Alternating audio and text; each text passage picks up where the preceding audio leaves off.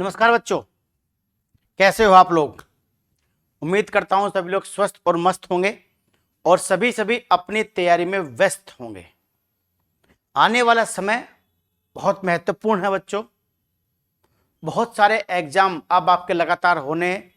अभी LDC exam चल रहे हैं, फिर ग्रुप डी है, एमटीएस है, एनटीपीसी चल रहा है, वीडियो है, यूपी पुलिस है, ठीक ना। उसके बाद अगले साल फिर दिल्ली पुलिस हेड कांस्टेबल है। बहुत सारे एग्जाम हैं। यही वो समय है जब आपको अपनी क्षमताओं से आगे बढ़कर काम करना है। और क्षमताओं से आगे बढ़कर काम करने का मेरा कहने का मतलब है कि लगातार 8 घंटे 9 घंटे जितना भी संभव हो सके उतना पढ़िए। पढ़ना क्वालिटीपूर्ण होना चाहिए। 3 घंटे में इतना पढ़ लो कि 6 घंटे के बराबर हो। आप 6 घंटे पढ़ रहे, 7 घंटे पढ़ रहे, क्या बोलोगे आज तो भाई ने मौज कर दी, 8 घंटे पढ़ाऊं। अरे उसमें पढ़ा कितना है। हर 10 मिनट बाद तो व्हाट्सएप चेक करते हो, इंस्टाग्राम चेक करते हो, फेसबुक चेक करते हो। अब किसी का मैसेज तो नहीं आ गया, किसी की फ्रेंड रिक्वेस्ट तो नहीं आ गई।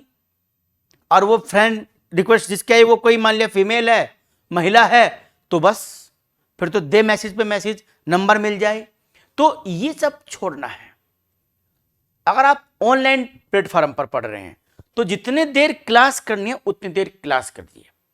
फिर जो नोट्स बनाए अपना मोबाइल ऑफ कीजिए, साइलेंट भी नहीं, ऑफ करना है, या एरोप्लेन मोड पे लगाइए, तो बिल्कुल नहीं बंद कर दीजिए और तब पढ़िए। वो तपस्या ही काम आएगी बच्चों। जब एग्जामिनेशन हॉल में बैठोगे ना और क्वेश्चन बनेंगे नहीं, तब सोचोगे यार कब मैंने पढ़ लिया होता। और ध्यान रखिएगा, आपका पढ़ा हुआ ही एग्जाम में काम आना है। नोटिफिकेशन आने के बाद और बाद में पढ़ना वो इतना मायने नहीं रखता है। नोटिफिकेशन से और एग्जाम के बीच का जो समय होता है वो तैयारी का समय होता है। लेकिन सरकारी तंत्र ने इस तरह का कर दिया है कि नोटिफिकेशन आने के बाद महीना नहीं, कहीं कहीं साल एग्जाम नहीं होता है, जैसे ग्रुप डी है। तो अब ये तो चीजें गलत हो गई हैं कि नोटिफिकेशन के बाद पढ़ेंगे। लेकिन आपकी जिम्मेदारी है कि आप पहले पढ़ लीजिए, फिर केवल रिवाइज कीजिए, ह्यूमन एरर दूर करने का प्रयास कीजिए। और बच्चों ध्यान रखना, ह्यूमन एरर कभी भी ऑनलाइन प्लेटफॉर्म पर सवाल करते समय दूर नहीं होंगे। ऑफलाइन प्रैक्टिस सेट खरीदिए। ऑफलाइन 3-4 लोग बैठ जाइए कि भाई हमें 1 घंटे में इतने क्वेश्चन करने हैं, मैथ हो, रीजनिंग हो, जीके कोई भी हो, 1 घंटे में इतने करने हैं। और 3 लोग बैठे कि भाई जो सबसे लेट करेगा वो सबको पार्टी देगा, ठीक है ना। इस तरह का एक बना लीजिए। तो तभी ह्यूमन एरर, प्रेशर में ह्यूमन एरर जितना कम होंगे उतनी आपकी परफॉर्मेंस एग्जामिनेशन हॉल में बढ़िया होगी। आप देखते हैं कुछ बच्चे ऐसे होते हैं कम पढ़ते हैं और नंबर अच्छे आते हैं। वो mind of present examination hall में वो कैसा काम करते हैं, दबाव में काम करते हैं कि नहीं करते हैं। दबाव में कितने बड़ा खिलाड़ी क्यों ना हो, नहीं खेल पाता। सचिन तेंदुलकर दबाव में नहीं खेल पाते थे। जब भी बड़े मैच हुए हैं तो तेंदुलकर बहुत कम रन बनाकर आउट हुए हैं। दबाव में खेलता था राहुल द्रविड़, या फिर बाद में खेलना शुरू किया युवराज सिंह और महेंद्र सिंह धोनी जैसे लोगों ने। कितना ही दबाव क्यों ना हो, पर हमारे कूल कैप्टन महेंद्र सिंह धोनी दबाव में नहीं आते थे। तो ऐसी परफॉर्मेंस है ये। पर धोनी में ऐसी कब आई होगी, जब रात दिन पसीना बहाया होगा। तो आपको पसीना बहाना है प्रैक्टिस सेट लगाने पर। प्रैक्टिस सेट में कुछ गलतियां हैं नो डाउट, क्योंकि जो प्रैक्टिस सेट बनाने वाले हैं वो बच्चों के भविष्य को देखते ही नहीं। वास्तव में वो कॉपी पेस्ट करते हैं और उसको जांच ही नहीं करते और ऐसे आंसर दे देते हैं। तो ये काबिलियत आपकी है कि आप उसको देखिए। जिस प्लेटफॉर्म पर आप पढ़ रहे हैं वहां पर चेक करवाइए अपने सर से, कमेंट्स करिए, कुछ भी करिए, अपना कन्फ्यूजन दूर करिए, ठीक ना। तो जहां कन्फ्यूजन होगा उसे दूर करने का प्रयास करें, तभी मानवीय भूल, ह्यूमन एरर कल हो सकते हैं। ध्यान रखिए बच्चों, इससे पहले जो क्लास थी संविधान की वो लगभग 1 घंटा 10 मिनट की क्लास थी और मैंने संपूर्ण संविधान सभा का पूरा कच्चा चिट्ठा आपके सामने खोल दिया था। आज कुछ बातें संविधान सभा के बारे में और होंगी, और जो संविधान सभा के जो बच्चों महत्वपूर्ण तथ्य है, ध्यान रखिएगा, जो महत्वपूर्ण तथ्य, जो फैक्ट है संविधान सभा के, वो आज मैं आपको बोर्ड पे लिख कर लाया हूं। और आपको उनका या तो नोट्स बनाने स्क्रीनशॉट लेकर अपनी कॉपी में जरूर लिखिए। ऐसे ऐसे फैक्ट हैं जो आपने नहीं पढ़े होंगे। ठीक, ऐसे बताऊंगा भी आपको मैं कुछ चीजें। संविधान सभा जब कार्य कर रही थी बच्चों, के.एम. मुंशी, बी.आर. अंबेडकर, जवाहरलाल नेहरू और बहुत सारे लोग में बहुत तीखी बहस हुआ करती थी, बहुत तीखी बहस होती थी। के.एम. मुंशी एक समाजवादी विचारधारा के व्यक्ति थे, तो के.एम. मुंशी चीजों को दूसरे तरीके से चाहते थे और नेहरू और अंबेडकर चीजों को दूसरे तरीके से चाहते थे। कई बातें थी संविधान सभा में, मैं आपको बताऊं। एक कोई महिला थी बेगम, तो उन्होंने यह प्रस्ताव रखा कि संविधान सभा में कि अमेरिका की तरह भारत में भी जो हथियार हैं उनको मौलिक अधिकारों में शामिल किया जाए। जैसे कि अमेरिका में हथियार रखना वैध है, तभी तो देखोगा अभी कुछ दिन पहले घटना है, एक स्कूल के अंदर एक व्यक्ति ने उन 20-21 बच्चों की और टीचर की हत्या कर दी। इतनी हैवी और ऑटोमेटिक गन उसके पास थी, तो उसने वहां पर, ऐसा पहली बार नहीं हुआ, बहुत बार हुआ है, अब गन उठा के लाते हैं और धर धर धर धर धर धर, चाहे वो गुरुद्वारा हो, चर्च हो, स्कूल हो, अस्पताल हो, कहीं पर भी चला देते हैं। तो जब भी जो बाइडेन ने कहा अब जो दबावपूर्ण, जो शक्तिशाली गन लॉबी है उसको अब नियंत्रण करने का समय आ गया है, यानी अब वहां के संविधान में कुछ ना कुछ चेंज करेंगे ताकि जो शस्त्र हैं, वहां के जो हथियार हैं वो रखने पर पाबंदी लगे। हमारे यहां यह कहा गया संविधान सभा में, अब हमारे यहां भी इसी तरीके से किया जाए। बी.आर. अंबेडकर ने बड़े सहज तरीके से जवाब दिया, नहीं साहिबा, यहां पर आवश्यकता नहीं है। हमारा देश में अभी केवल बहुत कम लोग पढ़े लिखे हैं और हमारे देश में सामंतवादी प्रवृत्ति रही है। हथियार रखना अपना एक रुतबा माना जाता है। भले आपके पास कई ऐसे क्षेत्र हैं यूपी में और भारत में भी कि भले ही आपके पास घर में कुछ ना हो, एक साइकिल हो, पर आपके कंधे पर राइफल होनी चाहिए। ये हमारा रुतबा है, इसे हम रुतबा मानते हैं। तो अंबेडकर ने कहा कि ऐसा नहीं होना चाहिए। हम समाज में समानता की बात करते हैं, विशेष अधिकारों की समाप्ति की बात करते हैं, नाइटहुड सर की उपाधि की समाप्ति की बात करते हैं, तो हमें जो है ऐसे हथियार रखना, वैध करना, ये हमारी सामाजिक समानता और हमारी समरसता के लिए हानिकारक होगा, मना कर दिया। एक सदस्य ने कहा कि वो राजा थे कि भारत में शिकार करना वैध होना चाहिए और वो मौलिक अधिकार में शामिल किया जाए। देखिए, शिकार करना वैध होना चाहिए।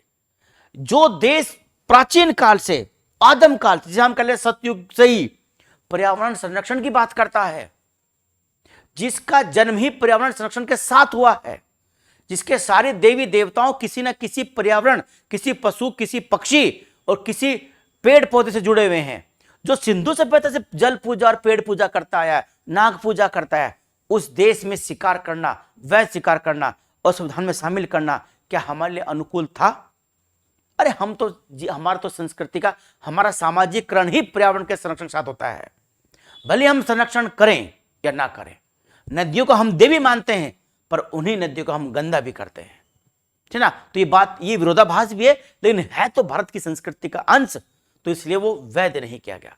तो बहुत सारे लोगों का अंबेडकर ने हर एक का जवाब दिया और तर्कपूर्ण तरीके से और बहुत मजबूत तरीके से अपना पक्ष रखा, और जो संविधान बना के दिया वो देखिए आप, कितना पवित्र पुस्तक, कितना महत्वपूर्ण है।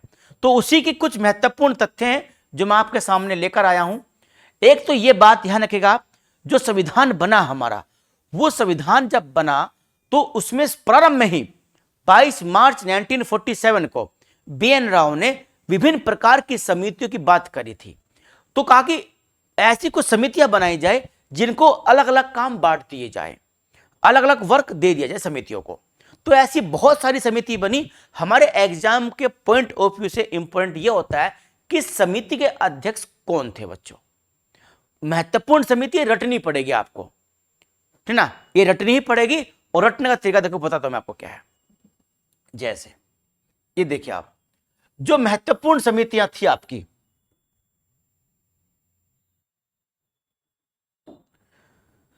जो महत्वपूर्ण समिति, एक थी संघ समिति। कौन सी? संघ समिति।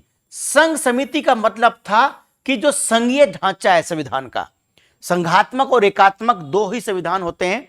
एकात्मक संघात्मक क्या है, संविधान की विशेषताओं में पढ़ेंगे। संघात्मक संविधान क्योंकि भारत को 1935 के अधिनियम से अखिल भारतीय संघ बना दिया गया था और 1861 से हम इसी संघ के रूप में धीरे धीरे डेवलप हो रहे थे। तो भारत में संघ बनना था, ये तो नो डाउट, इसमें कोई संदेह नहीं था। तो संघ समिति के अध्यक्ष बनाए गए थे JL नेहरू, जवाहरलाल नेहरू। ये क्या थे? समिति के अध्यक्ष थे। पंडित जवाहरलाल नेहरू उस समिति के अध्यक्ष बनाए गए थे। ये बात याद रहेगी बच्चों, ठीक है। अब दूसरी थी प्रांतीय समिति, अल्पसंख्यक समिति, मौलिक अधिकार समिति और जनजातीय सलाहकार समिति और एक बहिष्कृत क्षेत्र के लिए सलाहकार समिति, ठीक ना। ये कई समितियों के अध्यक्ष थे पटेल। प्रांतीय समिति यानी प्रांतों को जो एकीकरण करना था, जो प्रांतों को जोड़ना था भारत में। 11 ब्रिटिश प्रांत थे, वो तो भारत का हिस्सा बने गए थे। बाकी जो रियासतें थी, उन रियासतों के साथ किस तरह का व्यवहार हो, कैसा क्या हो। हालांकि प्रांतों से जो सलाहकार करना था, उस सलाहकार समिति के अध्यक्ष, प्रांतों से सलाहकार समिति के अध्यक्ष डॉक्टर राजेंद्र प्रसाद थे। लेकिन प्रांतीय समिति जो बनाई थी, कैसे करना है, यानी जो एग्जीक्यूट करना था चीजों को, योजनाओं को, उसके अध्यक्ष थे कौन? पटेल, सरदार वल्लभ भाई पटेल। उसके अलावा मौलिक अधिकार समिति, आप जानते हैं 1900 कब 31 में जब कांग्रेस का अधिवेशन हुआ कराची में, तो उस कांग्रेस के कराची अधिवेशन के अध्यक्ष थे सरदार वल्लभ भाई पटेल। और पटेल की अध्यक्षता में पहली बार कांग्रेस ने मौलिक अधिकारों का प्रस्ताव पास किया था। 1931 के कराची के कांग्रेस अधिवेशन के अध्यक्ष पटेल थे और उसी की इन्हीं की अध्यक्षता में मौलिक अधिकारों का प्रस्ताव पहली बार लाया गया था, ठीक ना। तो इसीलिए फिर मौलिक अधिकारों के संबंध में क्या होना चाहिए, कहां से मौलिक अधिकार लें, किस प्रकार के मौलिक अधिकार भारत में हो, जो अमेरिका में है भारत में नहीं है, जो भारत में वो अमेरिका में नहीं है। बहुत सारा हमने लिए तो मौलिक अधिकार अमेरिका से ही है, पर हुबहू हमने वैसे नहीं लिए जैसे वहां थे, हमने कुछ अलग किया है, ठीक ना। तो मौलिक अधिकार समिति, अल्पसंख्यक समिति, यानी जो जैसे भारत में अल्पसंख्यक थे, सरदार थे, सिख यानी मुसलमान थे, पारसी थे, ठीक ना, ये अल्पसंख्यक थे, इनके बारे में सलाहकार देना, जनजातियों के बारे में सलाह देना। और एक बहिष्कृत क्षेत्र, जो भारत से बहिष्कृत का मतलब था कुछ ऐसा क्षेत्र था जिसको समाज या लोग अच्छा नहीं मानते थे, तो उस बहिष्कृत क्षेत्र को कैसे भारत से जोड़ा जाए, ये सब बातें किसे जुड़ रही? प्रांतीय समिति से जुड़ रही हैं। यानी भारत को एक करने की बात है, चाहे जनजातीय सलाहकार समिति हो, अल्पसंख्यक समिति हो। इस सबके अध्यक्ष कौन थे? पटेल थे। मौलिक अधिकार के इसलिए थे क्योंकि मौलिक अधिकार प्रस्ताव ही पटेल की अध्यक्षता में पहली बार लाया गया था। ये तो इन समितियों को आप जरूर लिखिएगा, ये समिति बहुत इंपॉर्टेंट है, सब की सब, ठीक है। प्रांतीय समिति, मौलिक अधिकार समिति, अल्पसंख्यक समिति बच्चों, और जनजातीय सलाहकार समिति, याद है? चलिए, मौलिक अधिकार उप समिति थी एक, क्योंकि देखो पटेल कई समितियों के अध्यक्ष थे, तो ऐसे में ये जरूर था कि कोई उनका सलाहकार बने जो उनके थोड़े हेल्प करे उनका। तो मौलिक अधिकार उप समिति के अध्यक्ष थे JB कृपलानी। JB कृपलानी इस मौलिक अधिकार उप समिति के अध्यक्ष थे, ये जरूर याद रखिएगा। अब उत्तर पूर्वी जनजाति उप समिति, यानी मैंने कहा आपको जनजातीय सलाहकार समिति के अध्यक्ष पटेल थे, लेकिन क्योंकि वो अध्यक्ष थे तो ये भी अध्यक्ष थे, पर ये सलाह भी करते थे उनको। तो उत्तर पूर्वी भारत यानी असम को छोड़कर उत्तर पूर्वी भारत की जो जनजाति थी उनके बारे में सलाह देने का अधिकार गोपीनाथ बोरदोलोई को था।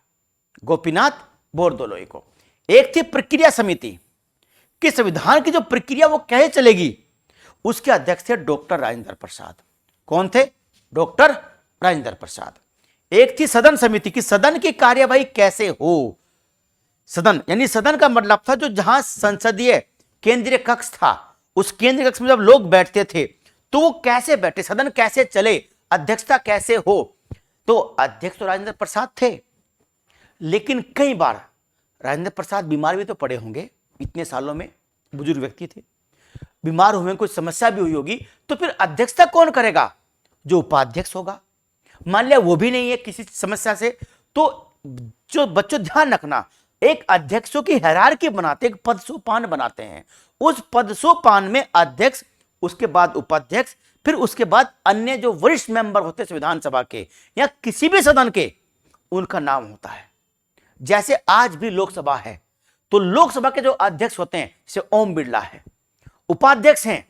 उसके बाद जब अध्यक्ष नहीं होंगे तो जो उपाध्यक्ष हैं वो अध्यक्षता करेंगे। अब जो उपाध्यक्ष भी नहीं है तो जो सदन का जो वरिष्ठतम मेंबर होते हैं बच्चों, वो अध्यक्षता करते हैं। तो कई बार आपने देखा होगा कि लोकसभा में और राज्यसभा में भी कि ना तो अध्यक्ष है ना उपाध्यक्ष है, कोई और अध्यक्षता कर रहे हैं, है ना। तो कोई और जो अध्यक्षता करते हैं वो पूरी एक लिस्ट होती है, उस लिस्ट में जिसका नाम ऊपर होता है फिर वो अध्यक्षता करता है। तो ऐसी संविधान सभा में थी, तो संविधान सभा में कई लोगों ने अध्यक्षता करी थी। केवल राजेंद्र प्रसाद ही अध्यक्षता नहीं करते थे, एस.सी. मुखर्जी भी अध्यक्षता करते थे, बाकी लोग भी अध्यक्षता करते थे बहुत सारे। तो ये थी। तो सदन क्या है चले क्या हो, उसका अध्यक्ष बी पटाभी सीतारमैया, वही सीतारमैया जो आप समझ रहे हैं, जो सुभाष चंद्र बोस के खिलाफ चुनाव में लड़े थे। किसके खिलाफ? सुभाष चंद्र बोस के खिलाफ, और हार गए थे। फिर ध्वज समिति, झंडा समिति बोलते हैं इसको। क्या बोलते हैं?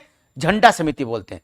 तो बच्चों ध्यान रखिएगा, ध्वज समिति या झंडा समिति के अध्यक्ष थे डॉक्टर राजेंद्र प्रसाद। डॉक्टर राजेंद्र प्रसाद इसके अध्यक्ष थे। डॉक्टर राजेंद्र प्रसाद कौन थे? इसके अध्यक्ष थे। किसके? इस समिति के। तो ध्यान रखना बच्चों, ध्वज समिति के अध्यक्ष कौन थे? झंडा समिति के अध्यक्ष डॉक्टर राजेंद्र प्रसाद थे। एक थी भाषाई समिति आपकी। कौन सी? भाषाई समिति। इसके अध्यक्ष कौन थे? एस.के. दर थे। कौन थे? एस.के. दर। भाषाओं के बारे में बताना था, भाषा कैसे काम करती है, भाषा क्या होगी क्या नहीं होगी, ठीक है बच्चों। तो इसके बारे में बताना था। तो भाषा कैसी होगी क्या होगी, भाषाओं के बारे में सब बताने के लिए कौन थी समिति? बताने के लिए थी भाषा समिति के अध्यक्ष एस.के. दर थे। फिर थी प्रेस समिति। कौन सी? प्रेस समिति। इसके अध्यक्ष कौन थे? उषानाथ सेन। उषानाथ सेन इसके अध्यक्ष थे। फिर थी नागरिकता समिति। इसके अध्यक्ष थे एस. बारदाचारी। ये जरूर आप नोट कर लीजिए बच्चों, किसके अध्यक्ष कौन थे, याद रहेगी बात। चलिए आगे बढ़ते हैं।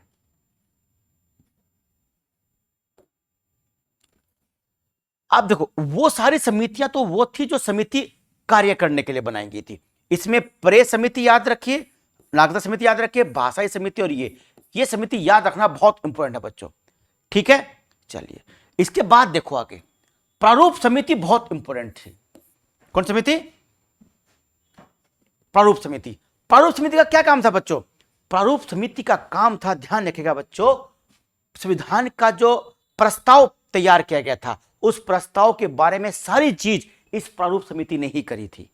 वास्तव में यही थी सब कुछ, ठीक। बी.आर. अंबेडकर इस समिति के अध्यक्ष थे। कौन? बी.आर. अंबेडकर। गोपाल स्वामी अयंगर, गोपाल स्वामी अयंगर सदस्य, अलादी कृष्ण अय्यर, के.एम. मुंशी, सैयद मोहम्मद सदाउल्लाह, ये इसके सदस्य थे। इसके 7 मेंबर थे। कितने? 7 सदस्य थे। इन 7 सदस्यों को ध्यान रखिएगा बच्चों, इन 7 मेंबरों में सबसे इंपॉर्टेंट 2 सदस्य माने जाते हैं जो बाद में इसमें जुड़े। तो के.एम. मुंशी, सैयद मोहम्मद सदाउल्लाह, और ये सब आपको याद रखना है कौन क्या कहता है बच्चों, ठीक है। चलो आगे देखते हैं।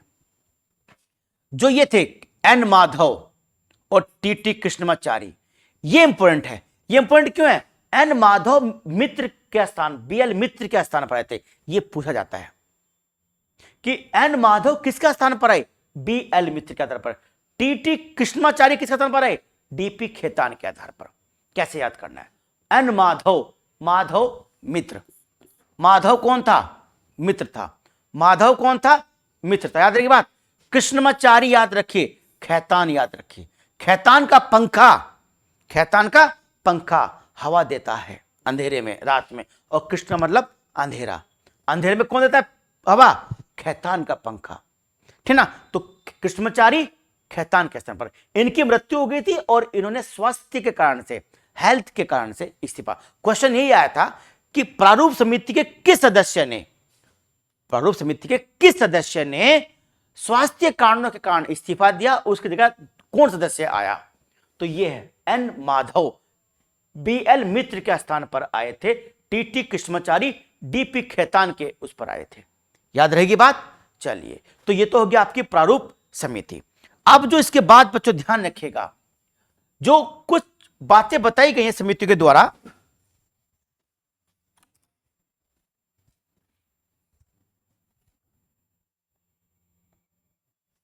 कुछ बातें बताई गई समिति के द्वारा, वो बातें कौन सी है? जो क्या नाम, जो संविधान सभा थी उसके बारे में कुछ लोगों ने टिप्पणियां की हैं, आलोचना की संविधान सभा की कि बहुत बड़ा निकाय है, बहुत लंबा समय लिया, अमेरिकी संविधान बनने में 4 महीने लगे, हमारा संविधान बनने में 2 वर्ष 11 महीने 18 दिन लगे, बाकी देशों का किसी का 1 साल में, किसी का 6 महीने में बना ऐसे। पर ऑस्ट्रेलिया का संविधान 9 वर्ष में बनकर तैयार हुआ था। कितने वर्ष में? 9 वर्ष में। कहां का? ऑस्ट्रेलिया का। तो ये लॉर्ड एक ये हुए हैं, कौन? लॉर्ड विस्काउंट। इन्होंने कहा कि जो थी ना आपकी संविधान सभा, वो वास्तव में हिंदुओं का निकाय थी। किसका? वो हिंदू निकाय थी। इसमें अधिकांश, जैसे 208 मेंबर किसके? कांग्रेस के, उसमें कम ही मुसलमान थे, ठीक ना। बाकी राजा महाराजा अधिकतर, हालांकि उनके मुसलमान भी थे, ऐसी बात नहीं थी मुस्लिम नहीं थे, मुस्लिम भी थे, पर क्या कहा? अधिकांश हिंदू है, तो हिंदू निकाय है। किसने कहा था? ये लॉर्ड विस्काउंट ने कहा था। ग्रेनविले ऑस्टिन ने, जानते हैं आप, कल मैंने आपको बताया था, इसने कहा था कि सभा यानी भारत में एक दल था कांग्रेस, और एक दलीय निकाय ही संविधान सभा है। यानी एक दलीय और एक दलीय निकाय ही संविधान सभा है, और सभा ही कांग्रेस और कांग्रेस ही भारत है। सभा ही कौन है? कांग्रेस, और कांग्रेस ही कौन है? भारत है। ये बात किसने कही थी? ये ग्रेनविले ऑस्टिन ने कही थी। ये भी बात पूछ चुका है। नेक्स्ट देखिए, निराजुद्दीन अहमद ये कौन थे? ये प्रारूप समिति के सदस्य थे बच्चों। किसके? प्रारूप समिति के। इन्होंने कहा कि प्रारूप समिति वास्तव में क्या है? अपवहन समिति है, यानी खर्च बहुत ज्यादा कर रही है समिति। खर्च क्या कर रही? बहुत ज्यादा है। इसलिए भी कहा उसमें 60 लाख से अधिक पैसा खर्च हुआ संविधान। देखिए उस काल में असल में विदेश यात्राएं बहुत हुई। बहुत सारे सदस्य जो संविधान सभा के सदस्य थे, विदेश गए, संविधान का अध्ययन किया, संविधान छापने में, लिखने में, लिखवाने में, अनुवाद करने में बहुत पैसा खर्च हुआ संविधान का। तो कहा कि ये वास्तव में प्रारूप समिति क्या है? ये अपवहन समिति है। किसने कहा था? निराजुद्दीन अहमद ने कहा था। ठीक है बच्चों, चलिए ये तो बात होगी हमारी सारी चीजें। तो अब जो संविधान सभा ने संविधान लिख दिया हमारा, तो संविधान सभा ने जब 26 नवंबर को संविधान बनाकर तैयार कर दिया, तो अब उसके हाथ से लिखने की बात आई कि संविधान को हाथ से कौन लिखे। तो ध्यान रखना बच्चों, प्रेम बिहारी नारायण रायजादा। प्रेम बिहारी नारायण रायजादा कौन थे ये?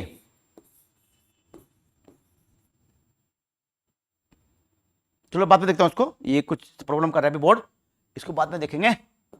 अब सुन लो, प्रेम बिहारी नारायण रायजादा ने हाथ से लिखा था, और उन्होंने लिखने के लिए बच्चों किसी प्रकार का कोई भी पैसा नहीं लिया।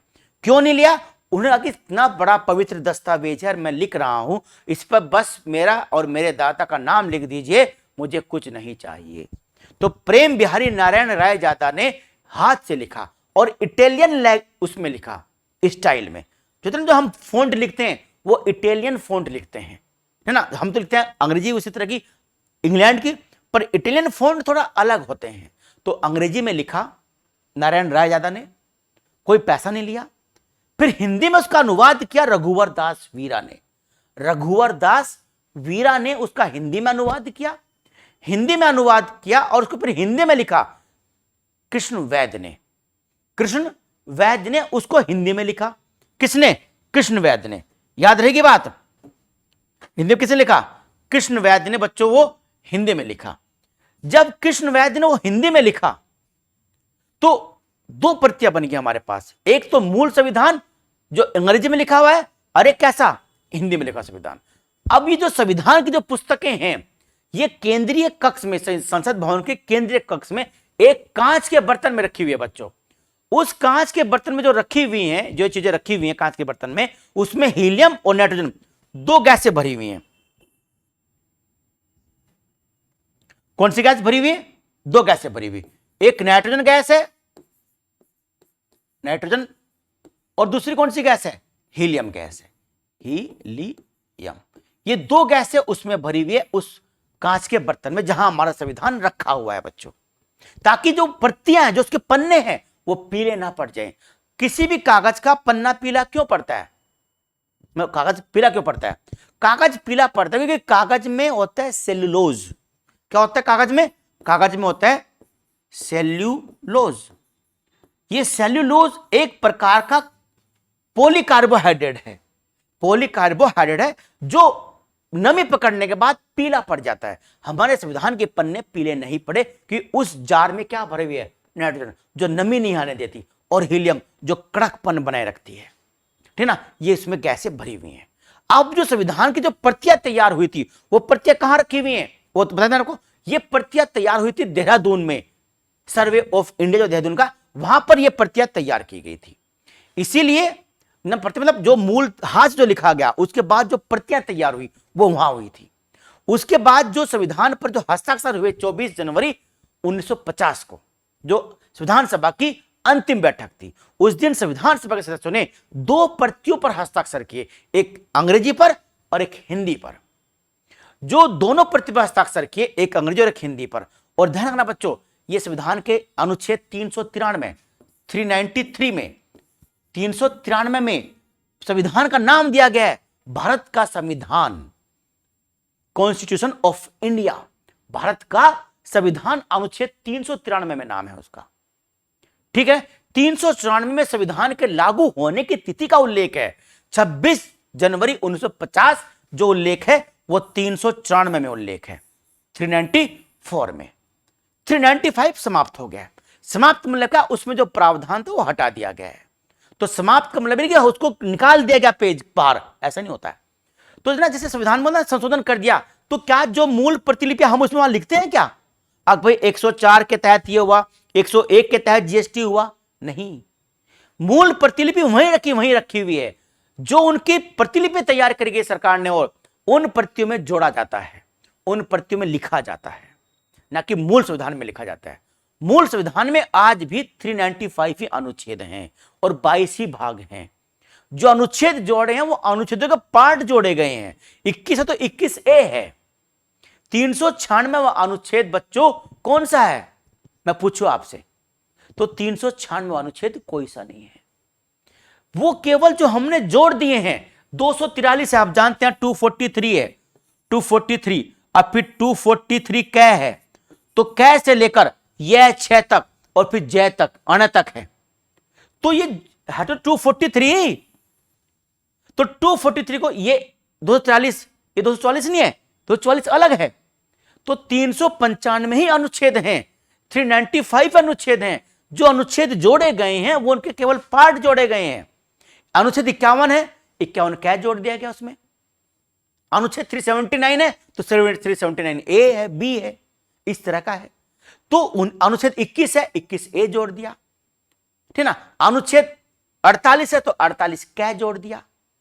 तो इस तरीके से अलग अलग अनुच्छेद उन्हीं में जोड़े गए हैं, ना कि अलग से लिख दिया गया कि 396 में ये, 405 में ये।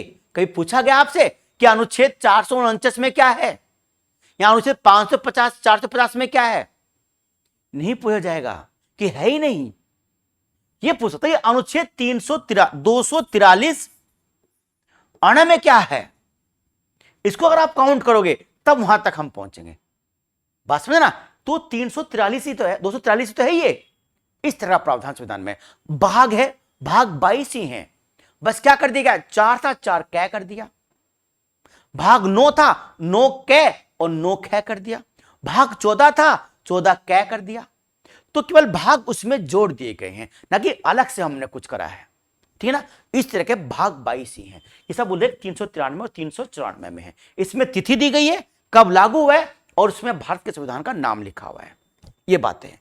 अब जो संविधान लिखा किसने, मैं बता दें आपको, प्रेम बिहारी नारायण राय यादव ने संविधान लिखा था। और संविधान लिखने के बाद कोई पैसा उन्होंने नहीं लिया। हमारे संविधान पर जो चित्रकारी करी थी बच्चों, वो नंदलाल बोस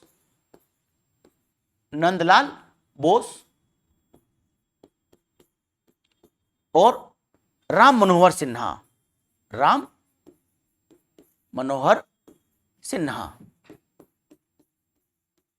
इन्होंने करी थी, दोनों ने मिलकर, राम मनोहर सिन्हा और नंदलाल बोस। आप कई बार जैसे ना मेरे थंबल पर संविधान का पोस्टर लगा छोटा सा, जो बाहर जो किनारा बना ज्यामिति बनी हुई है वो नंदलाल बोस की बनाई हुई है। ये नंदलाल बोस शांति निकेतन विद्यालय जो है, विश्वविद्यालय जो है बंगाल में, उसके विद्यार्थी थे। और अविंद्रनाथ टैगोर जिन्हें आधुनिक चित्रकला का जन्मदाता माना जाता है, अविंद्रनाथ टैगोर रविंद्रनाथ टैगोर भी चित्रकार थे। क्वेश्चन आया था एक बार एग्जाम में कि वो किस उम्र में चित्रकार बने, वो बुढ़ापे में जाके चित्रकार बने थे। ठीक है, इस तरह का। तो नंदलाल बोस ने चित्रकारी करी थी और राम मनोहर सिन्हा ने चित्रकारी करी थी। ये दोनों शांति निकेतन से जुड़े हुए थे और शांति निकेतन वही है जिसकी स्थापना रविंद्रनाथ टैगोर ने करी थी। और अविंद्रनाथ टैगोर,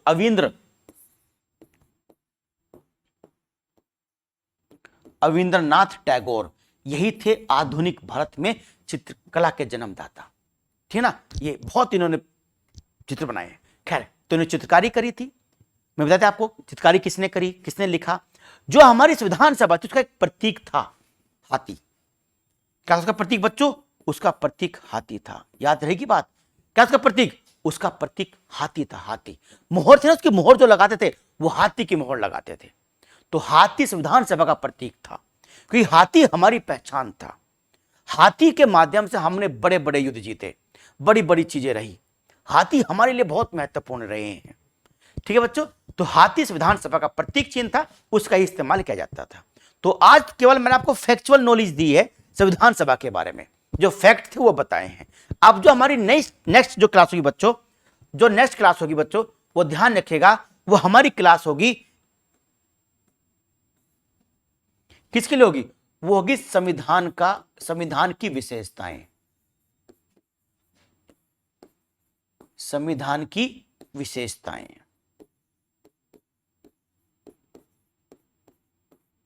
हमारी नेक्स्ट क्लास इसके लिए होगी। संविधान की विशेषताएं, क्या विशेषताएं हैं संविधान की? अनुच्छेद 1 में क्या कहा गया है संविधान को? 1 में कहा गया है India that is Bharat, India that is Bharat, it shall be a state of union. बहुत सारे लोग मैंने देखे यूट्यूब पर इट विल बी बोलते हैं, विल नहीं है बच्चों। विल का प्रयोग कहां होता है? विल और शैल का प्रयोग में अंतर जानते होंगे आप।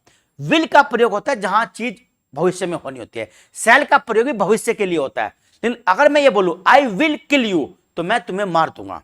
आई शैल किल यू मतलब मैं तुम्हें मार ही दूंगा। तो शैल का प्रयोग वहां होता है जहां बात निश्चित होती है।